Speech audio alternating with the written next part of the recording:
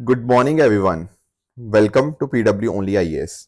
दोस्तों, आप सभी जानते हैं कि वेस्ट बंगाल के कोलकाता के अंदर हमें एक बहुत ही हॉरिफिक इंसिडेंट देखने को मिला था। यहाँ पर आप नोटिस कर पाओगे कि जूनियर डॉक्टर्स के द्वारा यहाँ पर प्रोटेस्ट किया जा रहा है। अब दरअसल में चीफ जस्टिस ऑफ इंडिया जी के द्वारा भी ये रिक्वेस्ट की गई थी। डॉक्टर्स को बोला गया था कि डेफिनेटली उनको अपनी ड्यूटीज के ऊपर, अपने काम के ऊपर वापस लौट जाना चाहिए। पर कोलकाता डॉक्टर्स के द्वारा यहाँ पर फ्रेश टर्म्स यहाँ पे सेट की गई हैं एंड वो बता रहे हैं कि अगर चीफ मिनिस्टर के साथ मीटिंग होती है तो उसको न्यूज़ चैनल के ऊपर लाइव टेलीकास्ट किया जाना चाहिए। तो यहाँ पर कुछ इस तरह से मुद्दे उठ रहे हैं। आज के सेशन में हम थोड़ा सा राइट टू प्रोटेस्ट को भी डिस्कस करेंगे। तो स्टार्ट करते हैं आज की डिस्कशन। डेट है आज की 12 सितंबर 2024 एंड आप सभी का स्वागत है आज के प्रीलिम बूस्टर न्यूज़ डिस्कशन में। दोस्तों, पहला जो हम टॉपिक डिस्कस करेंगे that is with regards to additional solicitor general. आप लोगों ने अटॉर्नी जनरल के बारे में सुना होगा, बिल्कुल। अब एक्चुअल में क्या होता है ना कि कई बार सेंट्रल गवर्नमेंट केस लड़ती है सुप्रीम कोर्ट या बाकी कोर्ट्स के अंदर, तो सरकार की तरफ से लॉयर कौन होता है? The answer is attorney general. पर अटॉर्नी जनरल अकेले थोड़ी होते हैं। अटॉर्नी जनरल के अलावा आपको सोलिसिटर जनरल देखने को मिलते हैं और साथ ही साथ हमें यहाँ पर एडिशनल सोलिसिटर जनरल्स भी देखने को मिल जाते हैं। राइट, सरकार का कोई केस होता है जहां पर सरकार को रिप्रेजेंट करना होता है कोर्ट के अंदर, तो वो इनके द्वारा ही यहाँ पे रिप्रेजेंट किया जाता है। अब आपको इंपॉर्टेंट बात जो पता होनी चाहिए वो ये है कि जब हम बात करते हैं ना अटॉर्नी जनरल की, ये तो दरअसल में क्या है, ये तो एक संवैधानिक बॉडी है, यानी कि कॉन्स्टिट्यूशनल पोस्ट हमें देखने को मिल जाती है। अगर आपने आर्टिकल 76 पढ़ा हुआ होगा ना, तो उसमें मेंशन्ड है अटॉर्नी जनरल के बारे में। बिल्कुल ठीक बात है। तो अटॉर्नी जनरल तो डेफिनेटली आपकी कॉन्स्टिट्यूशनल पोस्ट हमें देखने को मिल जाएगी। पर जब मैं बात करता हूँ ना सॉलिसिटर जनरल की या आपके एडिशनल सॉलिसिटर जनरल की, अब आपको ध्यान में ये रखना है, ये संविधान के अंदर this is not a constitutional body. फिर ये दरअसल में क्या है, ये आपकी एक स्टैट्यूटरी पोस्ट है। स्टैट्यूटरी का मतलब होता है लॉ से बनी हुई पोस्ट, बेसिकली एक एक्ट से बनी हुई पोस्ट। कौन सा एक्ट है यहाँ पे? यहाँ पे हमारे सामने एक एक्ट देखने को मिलता है, लॉ ऑफिसर्स एक्ट 1968। ये एक्ट के माध्यम से, ये स्टैट्यूटरी के माध्यम से सॉलिसिटर जनरल और एडिशनल सॉलिसिटर जनरल की यहाँ पे पोस्ट को क्रिएट किया गया है। तो ये बातें आपको पता होनी चाहिए। तो अभी क्या हुआ है, अभी सरकार के द्वारा 6 सीनियर एडवोकेट्स को एडिशनल सॉलिसिटर जनरल अपॉइंट किया जाएगा, जो कि इनको रिप्रेजेंट करेंगे सुप्रीम कोर्ट के अंदर। ठीक है, ये एडिशनल सॉलिसिटर जनरल ही है जो आपके सॉलिसिटर जनरल ऑफ इंडिया और साथ ही साथ आपके जो अटॉर्नी जनरल ऑफ इंडिया है उनको असिस्ट करते हैं, सरकार को एडवाइस करते हैं and accordingly union of India को रिप्रेजेंट करते हैं लीगल मैटर्स। अब इंपॉर्टेंट बात जो ध्यान में रखनी है कि इनको अपॉइंट किया कैसे जाता है। दरअसल में आपके जो ज्वाइंट सेक्रेटरी हैं या फिर जो लॉ सेक्रेटरी हैं in the department of legal affairs, वो यहाँ पर ना कुछ नामों का प्रपोजल भेजते हैं। किसको भेजते हैं? आपकी जो कैबिनेट कमेटी ऑन अपॉइंटमेंट होती है। आप लोग जानते होंगे कि इस कैबिनेट कमेटी को ना हमारे जो प्रधानमंत्री जी हैं वो हेड करते हैं। तो जो इनके पास अकॉर्डिंगली रिकमेंडेशन आती है, अकॉर्डिंगली उसको देखते हुए solicitor general of India and additional solicitor generals को यहाँ पे अपॉइंट कर दिया जाता है by the cabinet committee on appointment. बाकी बात मैंने आपको बताई दी किस तरह से इनको गवर्न किया जाता है। तो there is a law officer rules 1987 और इसी लॉ ऑफिसर एक्ट के माध्यम से ही ये जो स्टैट्यूटरी पोस्ट्स हैं solicitor general of India and additional solicitor general of India, इनको यहाँ पे क्रिएट किया गया है।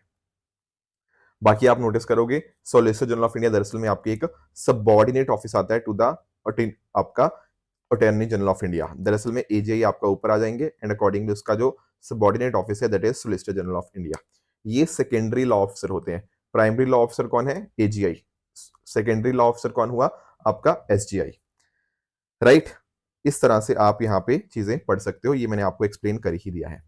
दोस्तों, आगे बढ़ने से पहले आप नोटिस करोगे कि 14 सितंबर को हमें हिंदी दिवस के रूप में हम यहाँ पे मनाते हैं। अब यहाँ पर हमारी टीम आ रही है प्रयागराज 14 सितंबर को। इसी उपलक्ष्य के अंदर आप सभी हमारे साथ हिंदी दिवस यहाँ पे मना सकते हैं। नीचे डिस्क्रिप्शन के अंदर मैंने इसके रिगार्डिंग एक लिंक दिया हुआ है, आप उस लिंक के ऊपर क्लिक कीजिएगा तो एक फॉर्म आप वहाँ पे फिल कर सकते हो एंड अकॉर्डिंगली आप यहाँ पर इस सेमिनार के अंदर पार्टिसिपेट कर सकते हैं जो कि 14 सितंबर को हिंदी दिवस के उपलक्ष्य में मनाया जा रहा है। सारी की सारी जो डिटेल्स होंगी ना वो नीचे आपको डिस्क्रिप्शन में मिल जाएंगी, तो उस लिंक पे क्लिक करके आप सारी डिटेल्स यहाँ पे पा सकते हो। अगला दोस्तों हमारा जो टॉपिक है that is with regards to FATF, financial action task force. अब मैं थोड़ा सा आपको एक्सप्लेन करता हूँ कि व्हाट इज FATF। FATF दरअसल में ना एक इंटर गवर्नमेंटल ऑर्गेनाइजेशन देखने को मिलती है। इसका फॉर्मेशन हुआ था 1989 के अंदर। दरअसल में ग्रुप ऑफ 7 यानी कि G7 की एक मीटिंग थी पेरिस के अंदर, वहां पर इसको 1989 के अंदर एस्टेब्लिश किया गया। एंड आज के समय अगर आप इसके देखोगे ना कि कहाँ से इसका पूरा का पूरा काम होता है, तो पूरा का पूरा काम इसका आपका OECD, organisation of economic cooperation and development, इसके हेडक्वार्टर्स जो है पेरिस में, वहीं से आपका यहाँ पे पूरा काम देखा जाता है। अब इंपॉर्टेंट बात आपको ये समझनी है कि FATF का काम क्या होता है। देखो दरअसल में ना, आप जानते होंगे मनी लॉन्ड्रिंग एक ऐसी चीज है जिसका पूरी दुनिया पे बहुत नेगेटिव इम्पैक्ट आता है, राइट। तो दरअसल में जो 1989 के अंदर इसको बनाया गया था ना, आपके FATF को, ये इसीलिए बनाया गया था ताकि मनी लॉन्ड्रिंग को हम कॉम्बैट कर पाए, इसको खत्म कर पाए, ठीक है। पर आप जानते हो कई साल बाद 9/11 अटैक होता है, ठीक है, कल ही 9/11 था, आप जानते होंगे, 11 सितंबर। तो 9/11 2001 में जब होता है ना, उसके बाद ये देखा जाता है कि मनी लॉन्ड्रिंग के साथ साथ हमें टेरर फाइनेंसिंग के ऊपर भी कंट्रोल करना होगा। तो अकॉर्डिंगली FATF के रोल के अंदर मनी लॉन्ड्रिंग के साथ साथ टेरर फाइनेंसिंग भी आ जाता है। फिर 2012 के अंदर जो आपके वेपन्स ऑफ मास डिस्ट्रक्शन है, या जिसको WMD जानते हैं, वेपन्स ऑफ मास डिस्ट्रक्शन, ऐसे आपके वेपन्स जो कहीं ना कहीं बहुत मैसिव लेवल के ऊपर ह्यूमन लाइफ का लॉस कॉज कर सकते हैं, तो WMD की जो फाइनेंसिंग होती है उसको भी यहां पर आपके FATF के मैंडेट के अंदर यहां पर जोड़ दिया गया, ठीक है। तो ये पूरी बात हुई FATF की, कैसे ये काम करता है, क्या क्या चीजें होती हैं। अब इंपॉर्टेंट बात आपको ध्यान में रखनी है कि अगर कोई कंट्री लेट से नहीं मानता किस चीज को, मनी लॉन्ड्रिंग के लिए प्रोविजंस नहीं बनाता, इसको रोकने के लिए, आपके टेरर फाइनेंसिंग को रोकने के लिए प्रोविजन नहीं बनाता, या आपके वेपन्स ऑफ मास डिस्ट्रक्शन की फाइनेंसिंग रोकने के लिए यहाँ पे कोई कानून सख्त नहीं बनाता ना, उस केस में उस पर्टिकुलर कंट्री को ग्रे लिस्ट के अंदर डाल दिया जाता है। अब ग्रे लिस्ट ना एक तरह की क्या है, ये एक तरह की आपको वार्निंग देखने को मिलती है। यहाँ पर एक एक्शन प्लान दिया जाता है कि आप अपने देश के अंदर ये चीजें इंप्लीमेंट कीजिए, एंड एक टाइमलाइन भी दी जाती है कि इतने समय के अंदर आप ये एक्शन प्लान इंप्लीमेंट कीजिए। अगर तो वो इंप्लीमेंट कर लेते हैं, अच्छी बात है, अगर नहीं करते तो अकॉर्डिंगली उस कंट्री को ब्लैक लिस्ट में डाला जा सकता है। अब आज के समय कौन सी कंट्रीज ब्लैक लिस्ट में है, ये सवाल आप लोग मुझे आंसर करोगे कमेंट सेक्शन के अंदर, मैंने कई बार आप लोगों को बताया हुआ है, राइट। तो इसका आंसर आप मुझे कमेंट्स में करना। अगर मान लो किसी कंट्री को ब्लैक लिस्ट में डाल दिया गया, तो अकॉर्डिंगली उसके ऊपर बहुत सारे सैंक्शंस लग सकते हैं, उसको इंटरनेशनल फंडिंग मिलने बहुत मुश्किल हो जाती है, आपके जो इन्वेस्टर्स होते हैं वो उस देश में कम इन्वेस्ट करते हैं या इन्वेस्ट करना छोड़ ही देते हैं, कि इतने सारे इशूज हैं इस पर्टिकुलर कंट्री के रिगार्डिंग। तो ये बातें आपको पता होंगी। अब यहाँ पर आप नोटिस करोगे कि समय समय के ऊपर ना इसके सेशंस होते रहते हैं। एक्चुअल में ना FATF प्लेनरी इसको बोलते हैं, जो कि इसकी डिसीजन मेकिंग बॉडी है। ये डिसीजन मेकिंग बॉडी ना क्या करती है, ये चेक करती है कि कहाँ पर ये प्रोविजंस हैं, टेरर फाइनेंसिंग को कॉम्बैट किया जा रहा है, नहीं किया जा रहा है, एंड अकॉर्डिंगली फिर उसको यहाँ पे या तो ग्रे लिस्ट, जिसको हम जुरिसडिक्शन अंडर इंक्रीज मॉनिटरिंग बोलते हैं, या फिर आपकी जो ब्लैक लिस्ट होती है जिसको हाई रिस्क जुरिसडिक्शन बोला जाता है, उसके अंदर डाल दिया जाता है। अब ये जो FATF मीटिंग होती है, इस तरह की साल में 3 बार हमें यहाँ पे देखने को मिल जाती है प्लेनरी मीटिंग। आज के समय इसके 40 मेंबर आपको बॉडी देखने को मिलती है। साथ ही साथ यहाँ पे 2 ऑर्गेनाइजेशंस भी हैं, यूरोपियन कमीशन और आपका GCC, गल्फ कॉपरेशन काउंसिल। बात करें भारत की, तो भारत 2006 में ऑब्जर्वर बना था, एंड इसका फुल टाइम मेंबर बन गया था 2010 के अंदर, राइट। इंडिया डेफिनेटली एडिशनल जो है रीजनल पार्टनर्स का भी पार्ट हमें देखने को मिल जाएगा, जैसे आपका एशिया पैसिफिक ग्रुप हो गया, यूरेशियन ग्रुप हो गया, इसका भी इंडिया पार्ट है। साथ साथ इंडिया का जो स्टेटस है वो रेगुलर फॉलोअप कैटेगरी में आता है, जिसमें फ्रांस, इटली, रशिया और UK भी हमें देखने को मिल जाते हैं। इसके अलावा बहुत सारी आपकी इंटरनेशनल ऑर्गेनाइजेशन है जिनको यहाँ पे ऑब्जर्वर का स्टेटस मिला हुआ है, जैसे आपका ADB हो गया, IMF हो गया, इंटरपोल, वर्ल्ड बैंक, इनको ऑब्जर्वर स्टेटस यहाँ पे मिला हुआ है।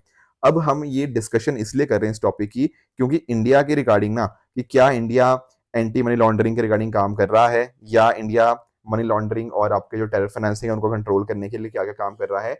तो FATF की जो आपका एक रिव्यू था ना इंडिया के रिगार्डिंग, वो अभी होने जा रहा है, उसकी रिपोर्ट आने वाले हफ्ते के अंदर, ऐसा बताया जा रहा है 19 सितंबर को इसकी रिपोर्ट इंडिया के रिगार्डिंग आएगी। तो इस वजह से ये FATF वाला पूरा मुद्दा न्यूज में हमें देखने को मिल जाएगा। राइट। बाकी ये पीयर रिव्यूज होते हैं, ये जो इवेल्युएशन वगैरह होता है, जहां पर एक मतलब कंट्री को जब असेस करना होता है, तो जो दूसरी कंट्रीज होती है ना, वही उस कंट्री को असेस करती हैं, ठीक है ना। कि मान लो एक कंट्री को देखना है कि क्या ये फॉलो कर रहा है, तो बाकी कंट्री इस पर्टिकुलर कंट्री को पीयर रिव्यू करेंगी। इसमें आपका इफेक्टिवनेस देखी जाती है, एंड क्या कंप्लायंस है या नहीं है, वो सब चीजें इस पर्टिकुलर रिव्यू के अंदर देखने को मिल जाती हैं। तो इंडिया की जो रिपोर्ट आएगी वो अगले हफ्ते में सितंबर 19 को आती हुई देखने को मिल जाएगी। अगला दोस्तों हमारा जो टॉपिक, जैसे मैं आपको स्टार्टिंग में कह भी रहा था, राइट टू प्रोटेस्ट के बारे में। एक्चुअल में हमारे जो चीफ जस्टिस ऑफ इंडिया है DY चंद्रचूड़ जी, उन्होंने बोला था कि डॉक्टर्स को काम रिज्यूम करना चाहिए, पर अभी तक वो चीज़ नहीं हुई है। तो थोड़ा सा हम समझते हैं कि राइट टू प्रोटेक्ट कहाँ पे हमें पॉलिटी के कॉन्टेक्स्ट में देखने को मिलता है। अगर हम बात करें ना राइट टू प्रोटेक्ट की, तो आप ध्यान में रखोगे ये कोई अलग से फंडामेंटल राइट हमें नहीं देखने को मिलता, अलग से मेंशन कहीं नहीं है। पर अगर हम नोटिस करें आर्टिकल 19(1)(a) की, तो आपके पास freedom of speech and expression है। इसी freedom of speech and expression के अंतर्गत आ जाता है कि आप कहीं ना कहीं अपनी आवाज बता सकते हो एक प्रोटेस्ट के माध्यम से। मैंने जैसा कहा ना, एक्सप्लिसिटली मेंशन नहीं है बट इनडायरेक्टली जरूर है। उसी तरह से 19(1)(b) बात करता है right to assemble peacefully and without arms, ठीक है ना। तो ये असेंबली पीसफुली क्या है, ये भी एक तरह से प्रोटेस्ट की तरफ यहाँ पे हाईलाइट कर रही है। उसके अलावा 19(1)(c) की बात करें, ये फ्रीडम टू फॉर्म एसोसिएशन या यूनियंस, डेफिनेटली उसके रिगार्डिंग ये चीज आ जाती है। उसके अलावा अगर हम बात करें आर्टिकल 21 की, जो बात करता है right to life with dignity की, तो डेफिनेटली उसका भी एक इंपॉर्टेंट पार्ट ये बन जाता है। पर यहाँ पर आप नोटिस करोगे ना, आर्टिकल 19(2) के अंतर्गत यहाँ पे हमारे पास कुछ रिस्ट्रिक्शंस भी मेंशन्ड है, जिनको हम रीजनेबल रिस्ट्रिक्शंस के नाम से जानते हैं। जैसे यहाँ पर आपका interest of sovereignty and integrity of India, security of the state, friendly relation हो गया, वायलेशन ऑफ पब्लिक ऑर्डर हो गया, ठीक है ना, आपका डिसेंसी और मोरालिटी हो गया, कंटेम्प्ट ऑफ कोर्ट हो गया, डिफेमेशन हो गया, इंसाइटमेंट ऑफ एन ऑफेंस हो गया। ये सारी रिस्ट्रिक्शंस हैं इस चीज के ऊपर कि यानी कि आपका ये जो फंडामेंटल राइट्स होते हैं ये एब्सोल्यूट तो होते नहीं, इनके ऊपर कुछ रीजनेबल रिस्ट्रिक्शंस हैं एंड वो रीजनेबल रिस्ट्रिक्शंस यहाँ पे हमने डिस्कस करी हैं। और क्या पॉइंट्स हमें जानने चाहिए, जो राइट टू स्ट्राइक है ना, ये भी अपने आप में कहीं कॉन्स्टिट्यूशन में मेंशन नहीं है, पर आप नोटिस करोगे ये अपने आप में एक लीगल राइट बन जाता है, क्योंकि एक्चुअली हमारे सामने ना इंडस्ट्रियल डिस्प्यूट एक्ट है। पहले इंडिपेंडेंस से पहले जो ट्रेड डिस्प्यूट एक्ट था 1929 का, वो देखने को मिलता था, पर अकॉर्डिंगली इंडिपेंडेंस के बाद हमारे सामने जो एक्ट आता है that is industrial dispute act 1947। And definitely इस एक्ट के माध्यम से अगर ये चीज अलाउड है तो इसके ऊपर कुछ रेस्ट्रिक्शंस भी यहाँ पे मेंशन्ड है, तो ये बात आपको पता होनी चाहिए। अब देखो कुछ इंपॉर्टेंट कोर्ट जजमेंट्स है इसी के रिगार्डिंग। जैसे one of the important court judgement happens to be Ramlila Maidan incident versus home secretary union of India 2012। अब इस पर्टिकुलर केस के अंदर सुप्रीम कोर्ट ने ये बोला था कि सिटीजन्स के पास फंडामेंटल राइट है असेंबली का एंड पीसफुल प्रोटेस्ट का, जो कि कहीं ना कहीं आर्बिट्रेरी या एग्जेक्टिव ऑर्डर के द्वारा यहाँ पे नहीं लिया जा सकता, छीना नहीं जा सकता यानी कि। Plus at the same time अगर हम बात करें शाहीन बाग प्रोटेस्ट की, तो शाहीन बाग प्रोटेस्ट 2019 के अंदर सुप्रीम कोर्ट ने ये बोला कि डेफिनेटली आपके पास राइट टू पीसफुल प्रोटेस्ट है अगेंस्ट द लॉ, पर ये भी बोल दिया कि आप पब्लिक वेज को, पब्लिक स्पेसिस को ऑक्यूपाई नहीं कर सकते एंड दैट टू इनडेफिनेटली, तो बिल्कुल भी नहीं। तो ये बात भी आपको शाहीन बाग प्रोटेस्ट के कॉन्टेक्स्ट में पता होनी चाहिए कि सुप्रीम कोर्ट ने क्या बोला था। अगला दोस्तों हमारा टॉपिक है NBWL के बारे में, that is national board for wild life के बारे में। देखो एक्चुअल में ना गोवा के अंदर ना आपको एक नेशनल पार्क देखने को मिलता है that is Mollem national park.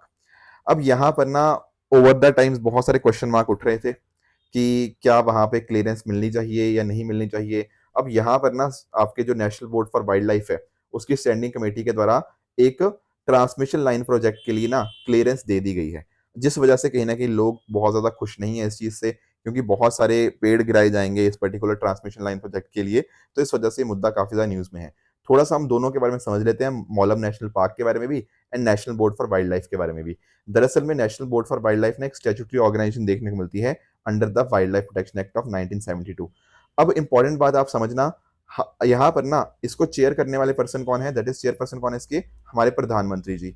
हालांकि प्रधानमंत्री चेयरपर्सन है, पर आपको ध्यान में ये रखना है कि this particular board is advisory in nature, और ये सेंट्रल गवर्नमेंट को केवल एडवाइस करती है कि आपको क्या क्या पॉलिसीज बनानी चाहिए ताकि वाइल्ड लाइफ को हम कंजर्व कर पाए। Plus at the same time national park wild life के जो आपकी बाउंड्रीज अगर चेंज करनी हो तो वहां पर आपको national board for wild life का अप्रूवल चाहिए ही होता है।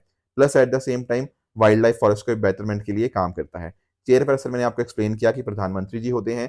उसके अलावा वाइस चेयरपर्सन की बात करूं तो आपके जो ministry of environment forest and climate change के जो मिनिस्टर होते हैं वो यहाँ पर इसके वाइस चेयरमैन होते हैं। अकॉर्डिंगली इसके अलावा आपके और भी मेंबर्स होते हैं, जैसे आपका additional director general of forest हो गया, ठीक है, director of wild life preservation हो गया, ठीक है। इसके अलावा अगर हम बात करें 3 पार्लियामेंट मेंबर होते हैं जिनमें से 2 लोकसभा से होते हैं, 1 राज्यसभा से, 5 एनजीओ हमें देखने को मिलती हैं, 10 एमिनेंट कंजर्वेशनिस्ट हमें देखने को मिल जाते हैं, चीफ ऑफ आर्मी स्टाफ हो गए, और अलग अलग डिपार्टमेंट के गवर्नमेंट सेक्रेटरी जो होते हैं वो सारे इसके मेंबर्स हमें देखने को मिलते हैं।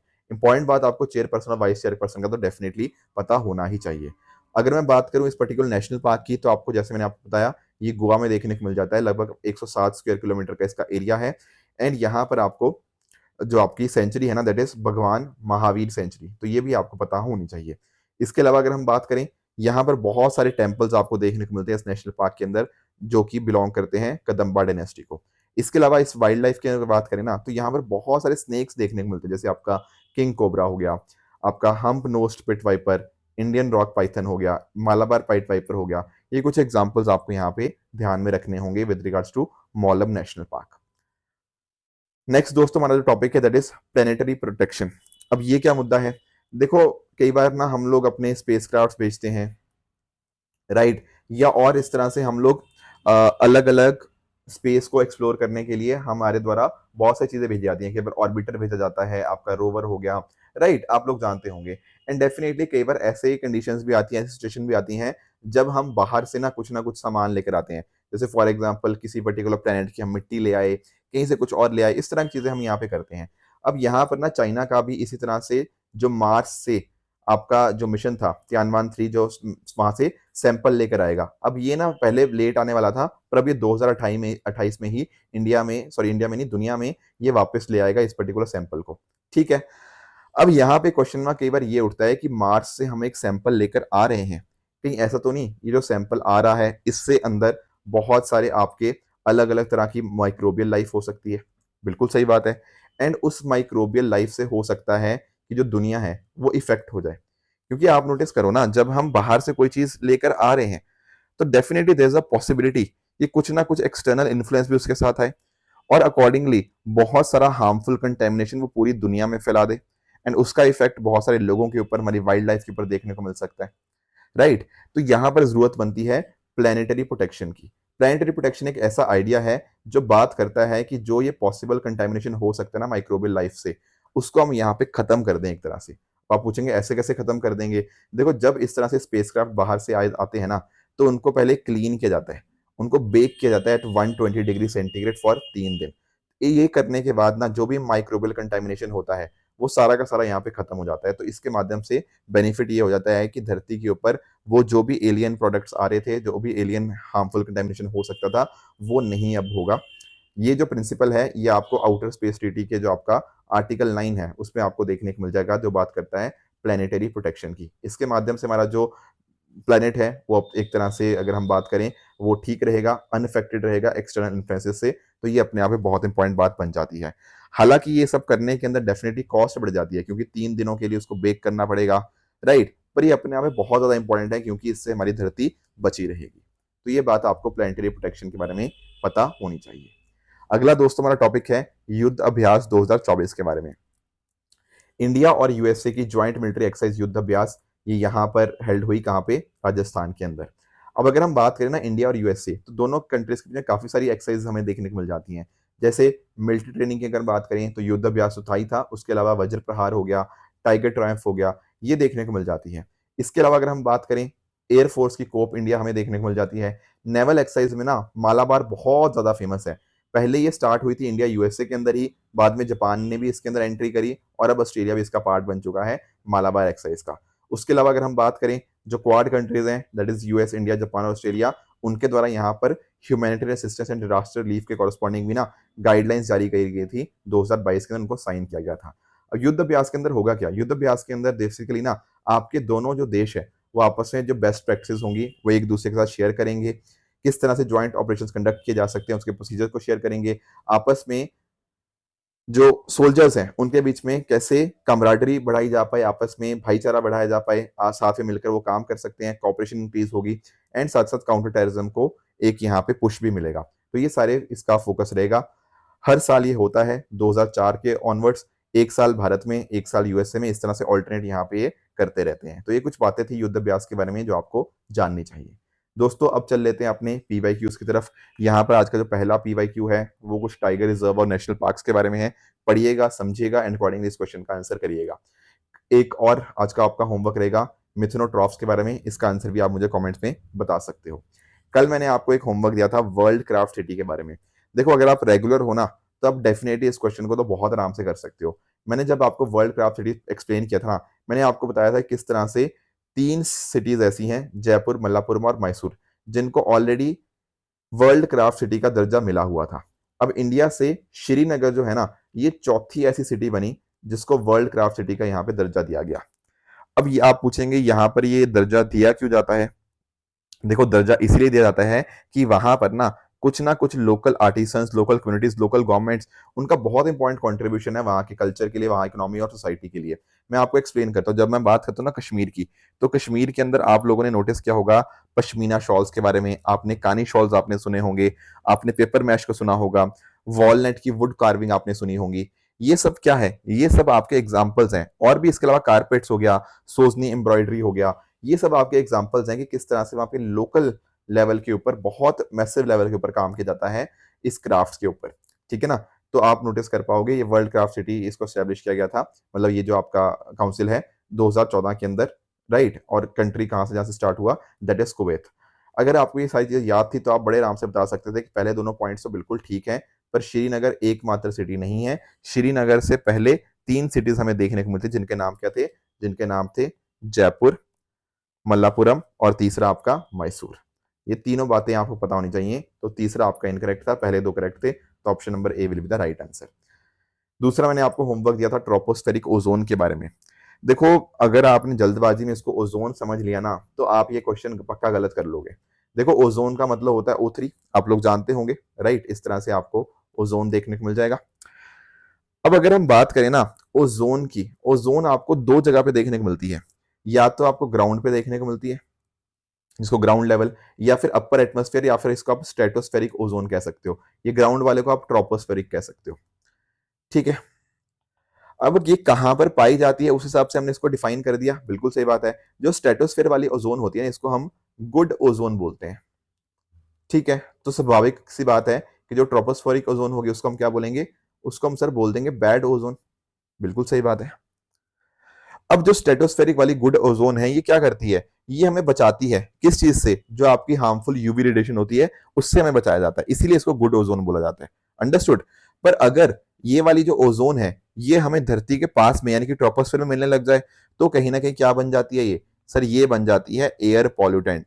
उस केस में हमारे ह्यूमंस के लिए, एनिमल्स के लिए, वेजिटेशन के लिए ये नुकसानदेह हो जाती है। तो यहाँ पर सवाल में क्या पूछा गया? ट्रोपोस्फेरिक ओजोन के बारे में। तो जो पहली स्टेटमेंट यहाँ पे लिखी गई है, सर ये तो स्ट्रेटोस्फेरिक ओजोन के बारे में है ना? तो पहली स्टेटमेंट तो बिल्कुल गलत नहीं हो जाएगी, बिल्कुल ठीक बात है, क्योंकि ट्रोपोस्फेरिक ओजोन कौन सी है? बैड वाली ओजोन। पहली बात स्टेटमेंट तो गलत है। दूसरा ये कह रहा है कि ओजोन अपने आप में एक सेकेंडरी पॉल्यूटेंट होता है। सेकेंडरी का मतलब क्या होता है? देखो, एक होते हैं प्राइमरी पॉल्यूटेंट, जो एज इट इज एग्जिस्ट करते हैं एज अ पॉल्यूटेंट आपके एनवायरमेंट के अंदर। पर जब मैं बात करता हूँ ना सेकेंडरी पॉल्यूटेंट की, यहाँ पर ना ये किसी को मिक्स करके पॉल्यूटेंट बनता है। जैसे अगर मैं ओजोन की यहाँ पे बात करूं, ये सेकेंडरी पॉल्यूटेंट पता क्यों है? क्योंकि यहाँ पर नॉक्स, आपका जो ऑक्साइड्स होते हैं नाइट्रोजन के, प्लस आपके जो वोल्टेड ऑर्गेनिक कंपाउंड होते हैं वीओसीज, इनको मिलने के बाद, इनके केमिकल रिएक्शन के बाद हमें ओजोन देखने को मिलती है, यानी कि किसी और से बनते हैं ये। तो इसलिए क्या हो जाते हैं? सेकेंडरी पॉल्यूटेंट हो जाते हैं, क्योंकि ये 2 प्राइमरी पॉल्यूटेंट के मिक्सचर के बाद बनता है। ये स्टेटमेंट अपने आप में बिल्कुल करेक्ट है। तो option number B two only will be the right answer, क्योंकि पहला आपका इनकरेक्ट था। बात करें दोस्तों एमसी सॉरी ट्रू फॉल्स की, यहाँ पर 3 स्टेटमेंट्स हैं, इनका आंसर आप मुझे बताना। कल मैंने आपको होमवर्क दिया था जीएसटी काउंसिल के बारे में, तो डेफिनेटली जीएसटी काउंसिल आपकी एक कॉन्स्टिट्यूशनल बॉडी है, no doubt about it. Plus आपका जो अलोंगेटेड हमने पढ़ा था, उसमें हमने नोटिस किया था कि ये क्रिटिकली एंडेंजर्ड इसका आईयूसीएन स्टेटस है, तो ये स्टेटमेंट भी आपका इनकरेक्ट है। अरब लीग की बात करें तो 2001 में नहीं, बल्कि तो बहुत पुरानी आपको देखने को मिलती है, दैट इज 1945 के अंदर इसको 7 देशों के साथ बनाया गया था। तो ये स्टेटमेंट भी आपका यहाँ पे इनकरेक्ट हो जाएगा। तो दोस्तों ये थी आज की डिस्कशन। इसी तरह से आप भी अपने एंड पे हार्डवर्क करते रहिए। Thank you so much for joining. All the very best.